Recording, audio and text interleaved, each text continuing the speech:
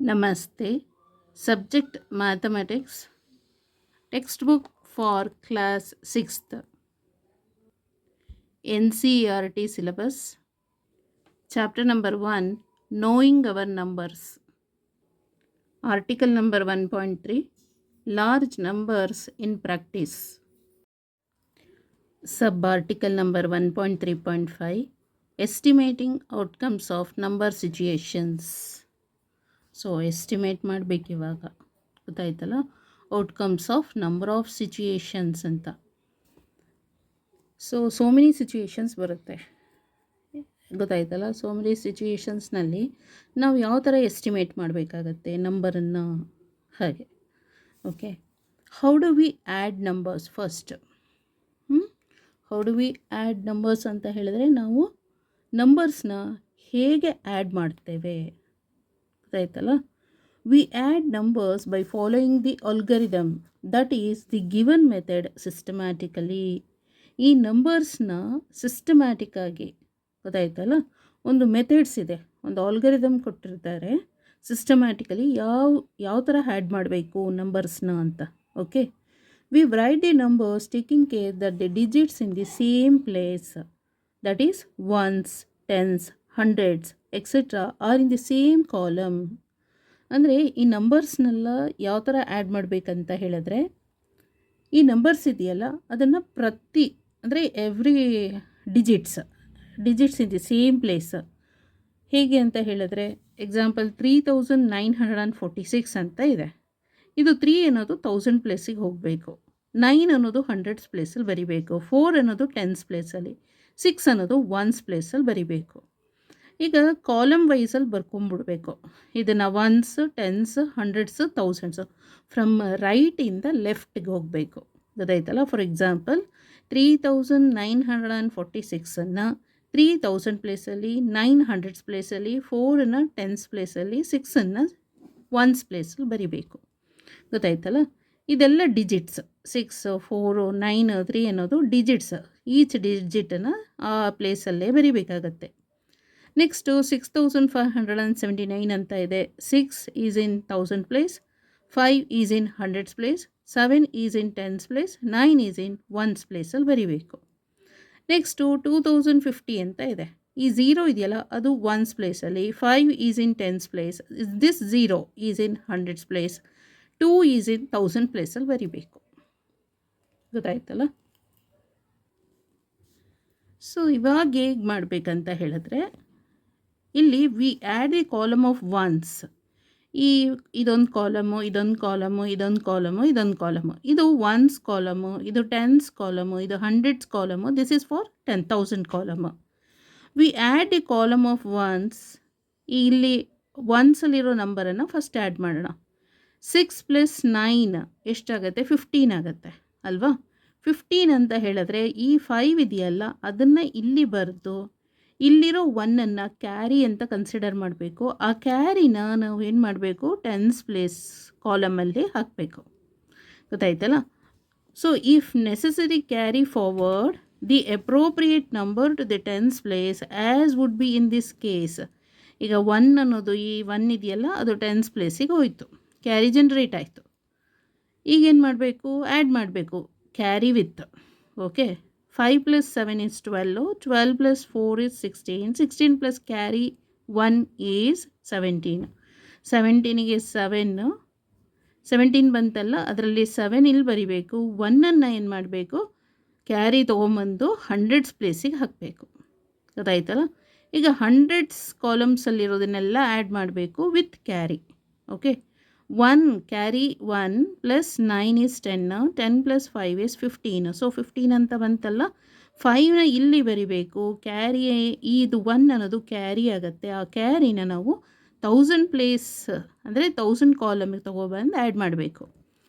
So ಇಲ್ಲಿ carry 1 + 3 is 4, 4 + 6 is 10, 10 + 2 is 12, 12ಗೆ 2 carry generate ಆಯಿತು. ಇಲ್ಲಿ ಯಾವುದೇ ಥರದ ನಂಬರ್ಸ್ ಇಲ್ಲ, ಹಾಗಾಗಿ ಇಲ್ಲಿ ಬರೆಯೋಣ. ಇವಾಗ ಎಷ್ಟಾಗುತ್ತೆ? 12,575 ಬಂದಿದೆ. Okay, we then add the 10s column and this goes on. ಇದೇ ಥರನೇ ಮಾಡ್ಕೊಂಡು ಹೋಗಬೇಕಂತ ಹೇಳಿದ್ದಾರೆ. Complete the rest of the sum yourself. So ನಾವು ಮಾಡಿ ಆಯಿತು, ಆಯಿತಾ.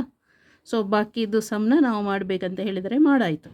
This procedure takes place. So ಇದೇನಾಗುತ್ತೆ, ತುಂಬ ಟೈಮ್ ತೊಗೊಳತ್ತಿತ್ತು, ಗೊತ್ತಾಯ್ತಲ್ಲ. ಈ procedure it will take time. So there are many situations where we need to find answers more quickly. For example, ಅಂದರೆ ಯಾವ ಸಿಚುಯೇಷನಲ್ಲಿ ನಾವು ಆನ್ಸರ್ಸ್ನ, ಈ ಅಡಿಷನ್ ಇದಿರುತ್ತಲ್ಲ, ಅಡಿಷನನ್ನು ಬೇಗ ಬೇಗ ನಾವು ಕ್ವಿಕ್ಕಾಗಿ ಆ್ಯಡ್ ಮಾಡುವಂಥದ್ದು ಯಾವ್ಯಾವ ಸಿಚುಯೇಷನಲ್ಲಿ, ಯಾವ್ಯಾವ ಸಂದರ್ಭದಲ್ಲಿ ಬರಬಹುದು ಅಂತ ಕೇಳಿದ್ದಾರೆ. ಫಾರ್ ಎಕ್ಸಾಂಪಲ್, ಒಂದು ಎಕ್ಸಾಂಪಲ್ ತೊಗೊಳ್ಳೋಣ. When you go to a fair or the market, you find a variety of attraction things which you want to buy. You need to quickly decide what you can buy. So you need to estimate the amount you need. Okay, sorry. It is the sum of the prices of things you want to buy. ಅಂದರೆ there are many ಈ ಥರ add ಮಾಡೋದಕ್ಕೆ ನಮಗೆ ಸ್ವಲ್ಪ time ತೊಗೊಳುತ್ತೆ. ಹಾಗಾಗಿ there are many situations where we need to find answers more quickly. So ಯಾವ situation, ಯಾವ ಸಂದರ್ಭದಲ್ಲಿ ನಾವು ಅಡಿಷನನ್ನು ಬೇಗ ಆ್ಯಡ್ ಮಾಡುವಂಥ ಸಂದರ್ಭ ಬರುತ್ತೆ. Okay, for example, when you go to a fair or the market. So ಇವಾಗ ನಾವು ಮಾರ್ಕೆಟ್ಗೆ ಅಥವಾ ಮಾರ್ಕೆಟ್ ಇದೆಯಲ್ಲ, ಅದರ್ವೈಸ್ ಮಾರಾಟ ಮಳಿಗೆ ಅಂತಾರ. ಈಗ ಫೇರ್ ಅಂತ ಹೇಳಿದ್ರೆ ಈಗ ಜಾತ್ರೆ ಆಗ್ಬೋದು, ಅಥವಾ ವಾರಕ್ಕೊಂದು ಸಲ ಇಟ್ಕೋತಾರಲ್ಲ ಸಂತೆ, ಆ ಥರ ಆಗ್ಬೋದು, ಅಥವಾ ಲೈಕ್ ಮಾರಾಟ ಮಳಿಗೆ ಆ ಥರ ಏನಾದರೂ ಅಂಗಡಿಗಳು, ಆ ಥರಗಳಲ್ಲಿ, ಗೊತ್ತಾಯ್ತಲ್ಲ. You find a variety of attractive things. ಅಲ್ಲಿ ನಾವು ತುಂಬ ವೆರೈಟಿ ಆಫ್ ಅಟ್ರಾಕ್ಟಿವ್ ಥಿಂಗ್ಸ್ನ ನೋಡ್ತೀವಿ, which you want to buy. So ಕೆಲವನ್ನ ನಾವು ಬೈ ಮಾಡಬೇಕಂತ ಅನಿಸುತ್ತೆ. Okay, you need to quickly decide what you can buy. So ನಾವು ಅವಾಗ ಕ್ವಿಕ್ಕಾಗಿ ಡಿಸೈಡ್ ಮಾಡಬೇಕು ಯಾವುದನ್ನು ಬೈ ಮಾಡಬೇಕು ಅಂತ. So you need to estimate the amount you need. So ಅಲ್ಲಿ ದುಡ್ಡು ಎಷ್ಟಾಗುತ್ತೆ, ನಿಮ್ಮ ಹಣಕ್ಕೂ ಅಲ್ಲಿ ಬರೋವಂಥ ಹಣಕ್ಕೂ ಎರಡಕ್ಕೂ ಟ್ಯಾಲಿ ಮಾಡ್ಕೋಬೇಕು. ಅಲ್ಲಿ ಎಷ್ಟಾಗ್ಬೋದು ಖರ್ಚು, ಅದನ್ನು ಒಂದು ಕಡೆ, ನಿಮ್ಮ ಹತ್ರ ಅಮೌಂಟ್ ಎಷ್ಟಿದೆ ಅಂತ ತಲೆಯಲ್ಲಿ ಇರಬೇಕು, ಗೊತ್ತಾಯ್ತಲ್ಲ. ಅಲ್ಲಿ ಬೈ ಮಾಡಬೇಕಾಗಿರೋ ಥಿಂಗ್ಸ್ನಲ್ಲಿ ಎಷ್ಟೆಷ್ಟು ಪ್ರೈಸಸ್ ಇದೆ ಅದನ್ನು ಬೇಗ ಬೇಗ ಕ್ವಿಕ್ಕಾಗಿ ನೀವು ಆ್ಯಡ್ ಮಾಡ್ಕೋಬೇಕು. It is the sum of the prices of things you want to buy. ಅಲ್ಲಿಗೆ ನಮಗೆ ಗೊತ್ತಾಗುತ್ತೆ. ಸೊ ನನ್ನ ಹತ್ರ ಎಷ್ಟು ಪ್ರೈಸ್ ಇದೆ, ಅಲ್ಲಿ ಎಷ್ಟು ಅಮೌಂಟ್ ಆಗುತ್ತೆ ನಾನು ತೊಗೊಳ್ಳೋ ಥಿಂಗ್ಸ್ಗೆ ಅಂತ ನೋಡಿಕೊಂಡು ನಾವು ತೊಗೋಬಹುದು, ಗೊತ್ತಾಯ್ತಲ್ಲ. ಇದೊಂದು ಸಿಚುಯೇಷನ್. ಮಾರ್ಕೆಟ್ಗೆ ಹೋಗ್ಬೋದು, ಅಥವಾ ಯಾವುದಾದ್ರೂ ಅಂಗಡಿಗಳಿಗೆ ಹೋದ್ರೂ, ಮಾರಾಟ ಮಳಿಗೆಗಳಿರುತ್ತಲ್ಲ ಅಂಗಡಿಗಳು, ಆ ಥರದಕ್ಕೆ, ಸಂತೆ, ಜಾತ್ರೆ, ಈ ಥರದ್ದುಗಳು. ಈ trader is to receive money from 2 sources. ಈ ಟ್ರೇಡರ್ ಅಂದರೆ ವ್ಯಾಪಾರಿ. ವ್ಯಾಪಾರಿ ಏನು ಮಾಡ್ತಾನೆ, ಬಿಸ್ನೆಸ್ ಮನ್ನು 2 ಕಡೆಯಿಂದ ಅವನಿಗೆ ಮನಿ ರಿಸೀವ್ ಮಾಡೋವಂಥ ಸಂದರ್ಭ ಬರುತ್ತೆ, ಗೊತ್ತಾಯ್ತಲ್ಲ. 2 ಕಡೆಯಿಂದ, 2 ಸೋರ್ಸಸ್ ಅಂದರೆ 2 ಮೂಲ, ಅಲ್ಲಿ ಹಣ ಪಡಿಬೇಕಾಗ ಅಂಥ ಸಂದರ್ಭ ಬರುತ್ತೆ. The money he is to receive is rupees 13,569 from one source. ಒಂದು ಮೂಲದಿಂದ ಅವನಿಗೆ 13,569, ಗೊತ್ತಾಯ್ತಲ್ಲ, 69 from one source, and rupees 26,785 from another source. ಅಂದರೆ ಟ್ರೇಡರು, ಈಗ ವ್ಯಾಪಾರಿ, ಅವನಿಗೆ ಒಂದು ಮೂಲದಿಂದ ಅವನಿಗೆ ಎಷ್ಟು ಹಣ ಬರುತ್ತೆ 13,569 ಫ್ರಮ್ ಒನ್ ಸೋರ್ಸು. ಇನ್ನೊಂದು ಕಡೆಯಿಂದ ಅವನಿಗೆ 26,785 ಫ್ರಮ್ ಅನದರ್ ಸೋರ್ಸು. ಅವನು ಆ ಹಣ ಪಡಿಬೇಕಾಗಿದೆ.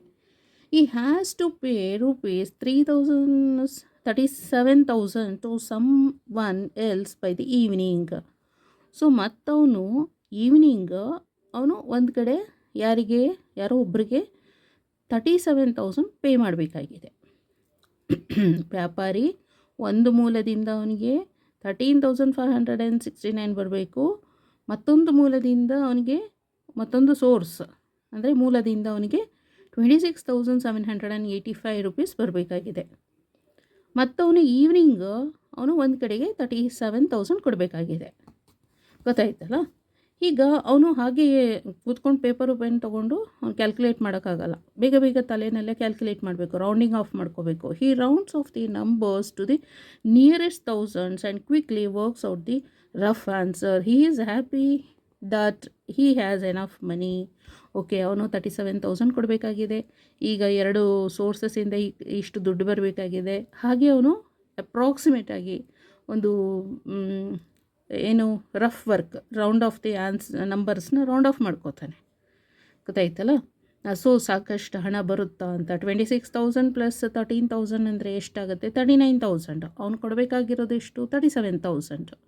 ಮತ್ತು ರಿಮೈನಿಂಗ್ 785 ಇಲ್ಲಿದೆ, ಇಲ್ಲೊಂದು 569 ಇದೆ. ಅಪ್ರಾಕ್ಸಿಮೇಟ್ ಇದೆ ಎಷ್ಟಾಗ್ಬಿಡ್ದು? 785 ಆ್ಯಂಡ್ 569 ಅಂದರೆ 12,000 ಸಮಥಿಂಗ್ ಆಗುತ್ತೆ ಅಲ್ಲ, 1,200 ಸಮಥಿಂಗ್ ಆಗುತ್ತೆ, ನಾಟ್ 12,000. ಓಕೆ, 26,000 ಪ್ಲಸ್ 13,000 ಅಂದರೆ 39,000 ಆಯಿತು. 39,000 ಪ್ಲಸ್ 569 ಪ್ಲಸ್ 785, ಅದೊಂದು ಅಪ್ರಾಕ್ಸಿಮೇಟಾಗಿ 500 ಮತ್ತು 700 ತೊಗೊಂಡ್ರೆ ಸೊ ಎಷ್ಟಾಗ್ಬೋದು? 1,200 ಅಂತ ಆಗುತ್ತೆ. 1,200 ಪ್ಲಸ್ ಇದೊಂದಿಷ್ಟು 69 ಪ್ಲಸ್ 85 ಅಂತ ಹೇಳಿದ್ರೆ ಒಂದು 100 ಅಥವಾ 150 ಮಾಡಿಕೊಂಡ್ರೂ 1,200 ಅಥವಾ 300ಗೆ ಓಕೆ ಅಪ್ರಾಕ್ಸಿಮೇಟ್ ಆಗ್ಬೋದು. ಅಲ್ಲಿಗೆ 40,300 ಸಮಥಿಂಗ್ ಅಷ್ಟು ಬರುತ್ತೆ. ಅದಾಯ್ತಲ್ಲ? 26 ಪ್ಲಸ್ 13 ಅಂತ ಹೇಳಿದ್ರೆ ಎಷ್ಟಾಯಿತು? 26 ಪ್ಲಸ್ 13 ಅಂತ ಹೇಳಿದ್ರೆ ಸೊ 39,000 ಆಯಿತು. ಅದಾಯ್ತಲ್ಲ? 39,000 ಆಗುತ್ತೆ. 13 ಪ್ಲಸ್ 26 ಆ್ಯಡ್ ಮಾಡಿದ್ರೆ 500 ಪ್ಲಸ್ 700 ಅಂತ ಹೇಳಿದ್ರೆ 1,200 ಆಗುತ್ತೆ. 1,200 ಗೊತ್ತಾಯ್ತಲ್ಲ? ಅಲ್ಲಿಗೆ 39,000 ಪ್ಲಸ್ 1,200 ಅಂತ ಹೇಳಿದ್ರೆ 40,200 ಆಯಿತು. 40,200. ಇಲ್ಲಿ 69 ಪ್ಲಸ್ ಇಲ್ಲಿ 85 ಅಂತ ಇದೆ. 85 ಪ್ಲಸ್ 69 ಅಂತ ಹೇಳಿದ್ರೆ ಲೈಕ್ ಎಷ್ಟಾಗ್ಬೋದು? 85 ಪ್ಲಸ್ 15 ಅಂತ ಹೇಳ್ಕೊಂಡ್ರೆ 100 ಒಂದು 100 ಅಂತ ಇಟ್ಕೊಳ್ಳೋಣ. ಓಕೆ, ಅಥವಾ 100 ಅಥವಾ 150 ಆಗ್ಬೋದು. ಅಲ್ಲಿಗೆ 40,350 ಅಥವಾ 300 ಹತ್ತತ್ರಕ್ಕೆ.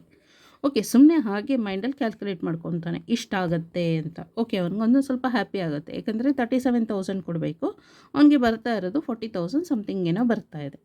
ಓಕೆ, ಸ್ವಲ್ಪ ಸಮಾಧಾನ ಮಾಡ್ಕೊತಾನೆ. ಓ ಖುಷಿ, he is happy that he has enough money. So ದುಡ್ಡು ಸಾಕಾಗತ್ತೆ ಅಂತ ಒಂದು ಸ್ವಲ್ಪ ಸಮಾಧಾನ ಆಗುತ್ತೆ.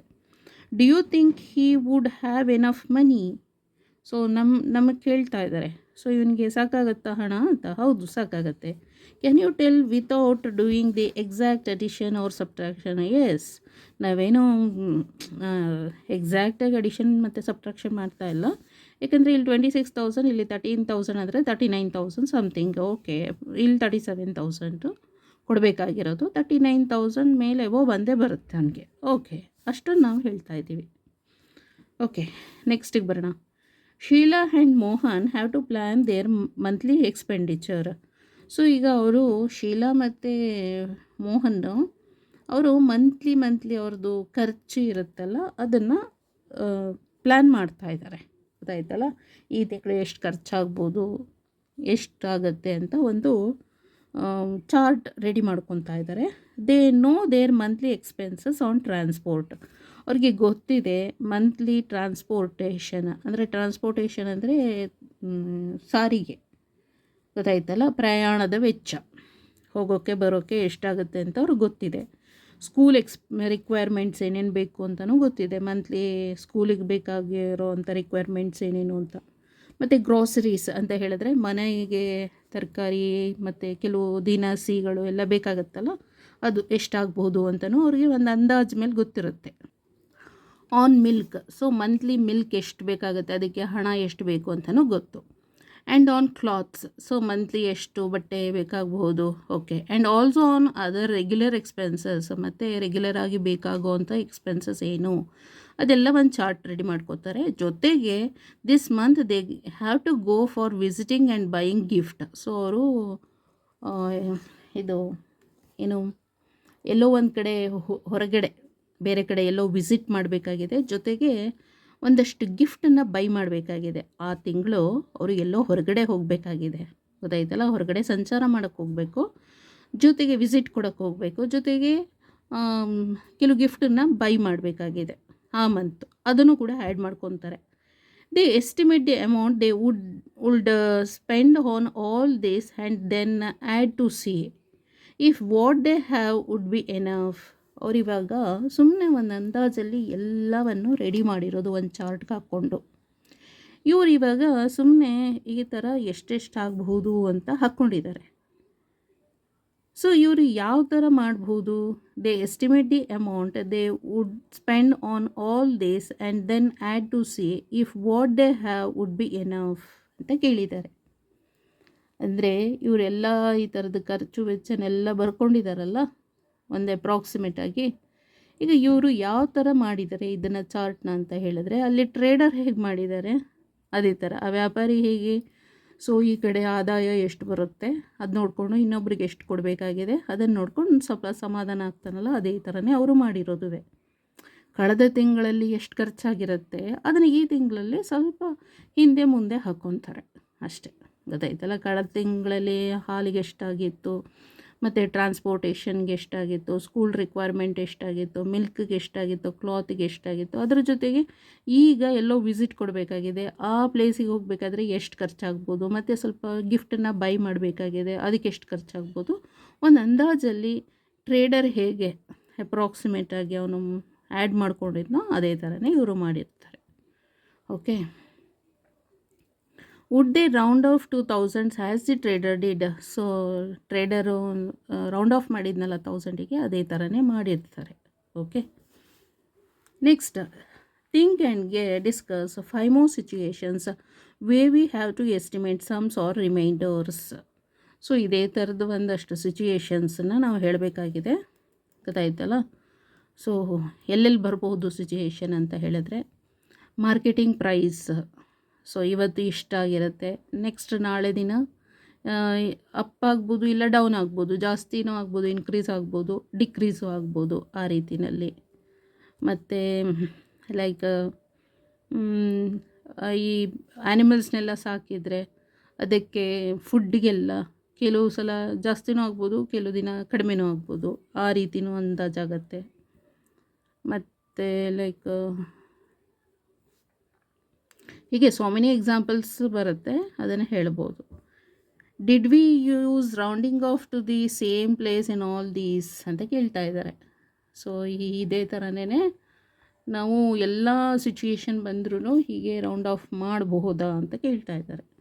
Did we use rounding off to the same place in all these ಅಂದರೆ ಈಗ ಆ್ಯಡ್ ಮಾಡಬೇಕಾದ್ರೂ ಅಷ್ಟೇ, ಸೇಮ್ ಎಲ್ಲ ಸಿಚುಯೇಷನಲ್ಲೂ ಕೂಡ ನಾವು ಆ್ಯಡಿಷನ್ ಆಗಲಿ ಇದು ಇಷ್ಟೊಂದು ಎಕ್ಸ್ಪೆನ್ಸಸ್ ಇದೆಯಲ್ಲ, ಎಕ್ಸ್ಪೆನ್ಸಸ್ಸು. ಸೊ ಅದಕ್ಕೆ 1's place, 10's place, 100's place, 1000 ಪ್ಲೇಸಲ್ಲಿ ಇಟ್ಕೊಂಡೇ ಎಲ್ಲರೂ ಕೂಡ ಆ್ಯಡ್ ಮಾಡೋದು ಕೂಡ. ಗೊತ್ತಾಯ್ತಲ್ಲ, 3565 220 ರುಪೀಸು, ಮತ್ತು 875 ರುಪೀಸು, ಈ ಥರನೇ ಎಲ್ಲರೂ ಕೂಡ ಆ್ಯಡ್ ಮಾಡೋದುವೆ. ಓಕೆ, ಸೊ ಇದೆಲ್ಲ ಚೇಂಜ್ ಆಗೋದೇ ಇಲ್ಲ. Next, there are no rigid rules when you want to estimate the outcomes of numbers ಅಂತ ಹೇಳಿದ್ರೆ, ಬೇಕಾಗಿರೋದು ಇದಕ್ಕೆ ಯಾವುದೇ ಥರದ್ದು there are no rigid rules ಅಂದರೆ ಇಂಥದೇ ರೂಲ್ಸ್ ಅಂತೇನಿಲ್ಲ ಆಯಿತಾ, ಹೀಗೇ ಮಾಡಬೇಕಾಗತ್ತೆ, ಎಸ್ಟಿಮೇಟ್ ಮಾಡಬೇಕಾಗತ್ತೆ, ಆ ಥರ ಏನಿಲ್ಲ. When you want to estimate the outcomes of numbers, ಇಷ್ಟು ರಿಸಲ್ಟ್ ಬರಬೇಕು ಅಂದರೆ ಇದೇ ಥರನೇ ಮಾಡಬೇಕು ಅನ್ನೋ ರೂಲ್ಸ್ ಏನಿಲ್ಲ. The procedure depends on the degree of accuracy required and how quickly the estimate is needed. So ನಾವು ಯಾವುದೇ ಥರದ ಮೆಥಡನ್ನು ನಾವು ಫಾಲೋ ಮಾಡ್ಬೋದು ಆಯಿತಾ, ಬಟ್ ಡಿಗ್ರಿ ಆಫ್ ಆ್ಯಕ್ಯುರಸಿ ಮಾತ್ರ ಕರೆಕ್ಟಾಗಿರಬೇಕು. ಆ್ಯಂಡ್ ಹೌ ಕ್ವಿಕ್ಲಿ, ನಾವು ಎಷ್ಟು ಬೇಗ ನಾವು ಅದನ್ನು ರಿಸಲ್ಟ್ ಕೊಡ್ತೀವಿ ಅನ್ನೋದು ಇಂಪಾರ್ಟೆಂಟು.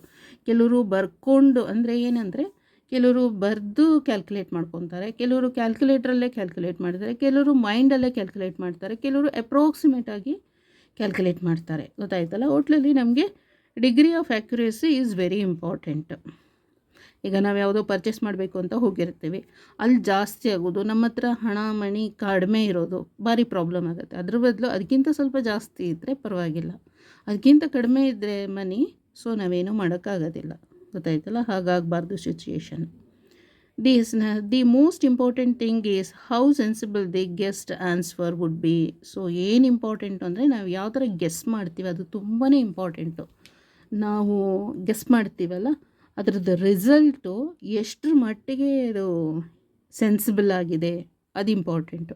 ಈಗ ನಾವು ಲೈಕ್ ಕಡಿಮೆ ಅಂದಾಜಿಸಿರ್ತೀವಿ, ಗೊತ್ತಾಯ್ತಲ್ಲ, ಒಂದು ಕಡಿಮೆಗೆ ಒಂದು 50 ರೂಪಾಯಿನಲ್ಲಿ ಸಿಗುತ್ತೆ ಅಂತ ಹೋಗಿರ್ತೀವಿ. ಯಾವುದೋ ಹೋದ ವರ್ಷದಲ್ಲಿ ನಮಗೆ ಪ್ರೈಸ್ ನೋಡಿರೋದು 1 ವರ್ಷ ಆಗಿರುತ್ತೆ. ಈಗ ಯಾವುದೋ ಅದನ್ನು ತೊಗೊಳ್ಬೇಕು ಅಂತ ಹೋಗಿರ್ತೀವಿ, 50 ರೂಪಾಯಿ ಅಷ್ಟೇ ಅಂತ ಹೋಗಿದರೆ ಅದು ಸ್ವಲ್ಪ ಜಾಸ್ತಿ ಆಗಿರುತ್ತೆ, 65 ರುಪೀಸು. ಬಟ್ ಕೈಯಲ್ಲಿ 50 ರೂಪಾಯಿ ಇದೆ, ಅಲ್ಲಿ ನೋಡಿದರೆ 65 ರುಪೀಸ್ ಆಗಿದೆ. ಇನ್ನು 15 ರುಪೀಸು ನಾವು ಸಾಲ ಮಾಡೋಕ್ಕಾಗಲ್ಲ, ಗೊತ್ತಾಯ್ತಲ್ಲ. ಅದಕ್ಕೆ ಪ್ರತಿನಿತ್ಯ ನೋಡೋಕ್ಕಾಗಲಿಲ್ಲ ಅಂತಂದರೂ ವೀಕ್ಲಿ ಒನ್ಸ್ ಆದರೂ ನಾವು ಚೆಕ್ ಮಾಡ್ಕೋಬೇಕು ಎಷ್ಟೆಷ್ಟಾಗಿದೆ ಅಂತ. ಮಂತ್ಲಿ ಒನ್ಸ್, ವೀಕ್ಲಿ ಒಂದ್ಸಲ ನಾವು ಮನೆಗೆ ಬೇಕಾಗುವಂಥ ಗ್ರೋಸರೀಸ್ ತೊಗೊಂಡು ಬಂದರೆ ಸೊ ಎಷ್ಟೆಷ್ಟು ಇನ್ಕ್ರೀಸ್ ಆಗ್ತಾಯಿದೆ ಅನ್ನೋದು ಗೊತ್ತಾಗುತ್ತೆ. ಇಲ್ಲ ಅಂದರೆ ಹೋದ ವರ್ಷನೋ ಅಥವಾ ಹೋದ ತಿಂಗಳೋ ಅಥವಾ 6 ತಿಂಗಳಲ್ಲಿ ನೋಡಿರೋ ಅಂಥದ್ದು ಮತ್ತು ಈಗ ಸ್ವಲ್ಪ ಅದು ವೇರಿಯೇಷನ್ಸ್ ಇದ್ದೇ ಇರುತ್ತೆ, ಗೊತ್ತಾಯ್ತಲ್ಲ. ಹಾಗಾಗಿ ನಾವು ಡೇ ಬೈ ಡೇ ಅಥವಾ ವೀಕ್ಲಿ ಒನ್ಸ್ ಆದ್ರೂ ಅದ್ರ ಕಡೆ ಗಮನ ಇರಬೇಕು. ಸೊ 50 ರೂಪಾಯಿನೇ ಇರುತ್ತೆ ಅಂತ ಹೋದರೆ ಅಲ್ಲಿ ಜಾಸ್ತಿ ಇರುತ್ತೆ, ಸೊ ನಾವು ತೊಗೊಳಕ್ಕೂ ಆಗಲ್ಲ, ವೇಸ್ಟ್ ಆಫ್ ಟೈಮ್. ಅಲ್ಲಿ ಹೋಗಿ ಬಂದು ಅದಕ್ಕೆ ವೇಸ್ಟಾಗಿ ಮತ್ತೆ 15 ರೂಪಾಯಿ ತೊಗೊಂಡು ಹೋಗಬೇಕಾಗತ್ತೆ, ಗೊತ್ತಾಯ್ತಲ್ಲ. ಓಕೆ, ಈಗ ಹೇಳ್ಬೋದು ನೀವು ಗೂಗಲ್ ಪೇ ಅದೆಲ್ಲ ಮಾಡ್ಬೋದಲ್ಲ ಅಂತ, ಬಟ್ ಬೈ ಹ್ಯಾಂಡಲ್ಲಿ ತೊಗೊಂಡೋಗಿರೋರು ದುಡ್ಡು ಕತೆ ನಾನು ಹೇಳ್ತಾ ಇರೋದು, ಗೊತ್ತಾಯ್ತಲ್ಲ. Okay, thank you so much.